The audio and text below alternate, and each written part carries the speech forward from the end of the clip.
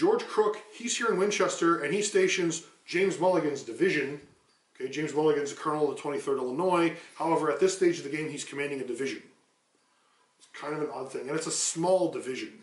You think a division being, you know, multiple thousands of men. However, here, James Mulligan commands what really should be a brigade. It's 1,700 men. That's what is classified as a division in the Army of the Kanawha. All right? They're pretty small. They're pretty tiny. And so he's supporting all the cavalry. So his job, his mission on the 22nd and 23rd of July is to guard and protect and support, especially support the cavalry. There's a cavalry action. The 22nd Pennsylvania will end up doing a reconnaissance and force a little further south. They'll charge down into the creek bed where they're met by stiff resistance on the other side. And so all this stuff is adding up that James Mulligan sends back to George Crook and says, look, Early's here with his force. I haven't met any infantry, but there's a lot of cavalry here and they're not going anywhere. 21st of July, okay, you know, maybe they're just putting up a good stiff resistance to allow Early a chance to escape. 22nd, we can still say that maybe he's doing that. 23rd, we're still fighting the same actions. 21st, 22nd, 23rd, there's too much resistance here. Early's still in the area. Well, George Crook's not convinced. He's like, no, it's just bushwhackers. And he'll repeat that tune several times here. So as he's sitting back in his headquarters at Winchester, the problem is that George Crook does not trust easily. The first time that James Mulligan meets George Crook is on the 17th of July. It's now the 23rd, so they've known each other for less than a week. They don't really know who the other one is. James Mulligan is very outgoing, very gregarious. He can talk anybody. The guy could have been a car salesman. He could have been anything. He was a lawyer, you know, by profession. But he could have been anything because he can talk anybody into anything. He could sell you anything. He's very gregarious, very outgoing. Everyone loves James Mulligan. George Crook, on the other hand, is very reticent, very shy, very calm. He doesn't like talking about it. He doesn't want to talk about this. He's just... but the people he knows, he trusts them. So he trusts Rutherford B. Hayes. He's fought with Rutherford Hayes the entire war.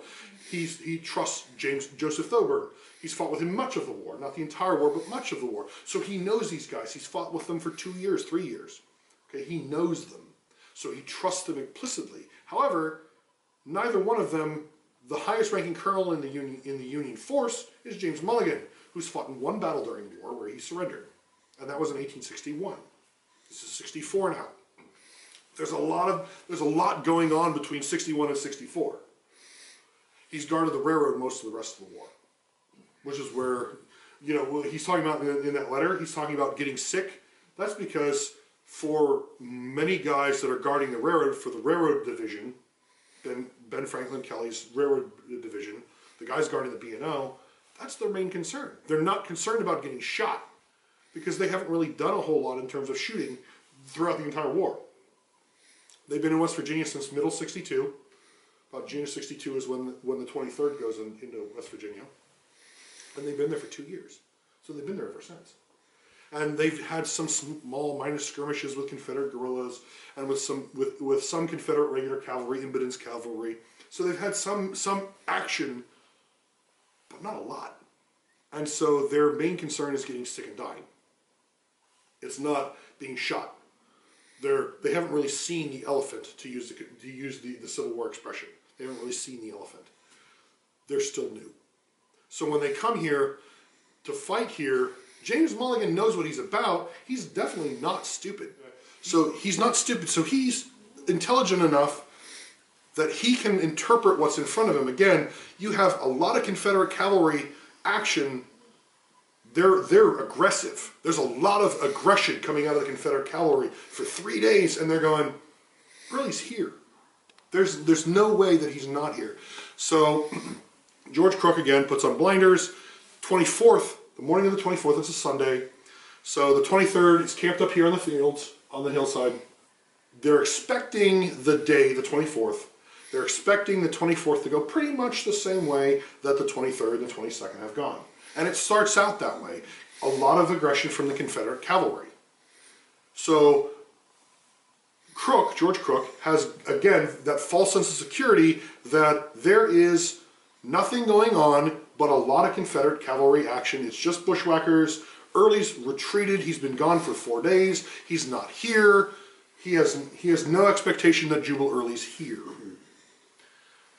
Well, in the afternoon, George Crook has had enough because James Mulligan keeps asking for reinforcements because all of a sudden he's seeing more aggression and he's seeing signs of Confederate infantry, and so he sends back to George Crook for reinforcements, and he had scattered his 3 divisions, his army, around Winchester. So Mulligan's 1,700 men are here. He calls for reinforcements.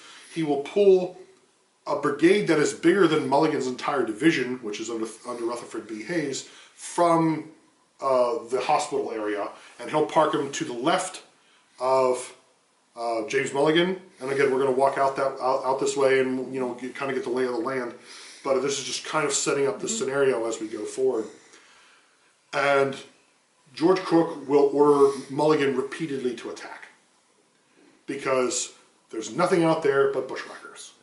Okay, so we do not know exactly where John would have been hit, but we do know he's in Company B, so it would be somewhere between Opequon Church, which is what we're going to walk out towards, and the stone wall, which is their final organized position. So we do know it was somewhere in that range, so we're going to be walking the footsteps of basically Company B and saying somewhere in this area. Okay. So somewhere approximately 3 p.m., Colonel Mulligan has already changed. He's wearing a green battle shirt, and he's got a green scarf on. He's born in Utica, New York, but he is as Irish as they come. He's very proud of his Irish lineage. He spent the entirety of the 1850s fighting for Irish rights in Chicago, Catholic rights in Chicago, Democrat rights in Chicago. He's fought, he's done his best to really push these causes forward, and now he's using all of his flair and all of his flamboyance, and he's got his green battle shirt on, green battle scarf. He rides to the left of the line, and he meets Colonel Hayes for the first time. The Confederates quickly move in there. The Confederates have a distinct organization that the Union never really comes up with and never really does. They take every good shot in each of their regiments and they combine them together into a sharpshooter battalion. This is late '64, and they finally figured out that there's other things that you can do with infantry guys besides just stand in line and shoot at each other. So they collect all these sharpshooters. They end up in Hogue Run. So when they end up in Hogue Run, we're not far from the Union line. The final Union defensive position, we're standing approximately where B Company, 23rd Illinois would be. They're approximately right here.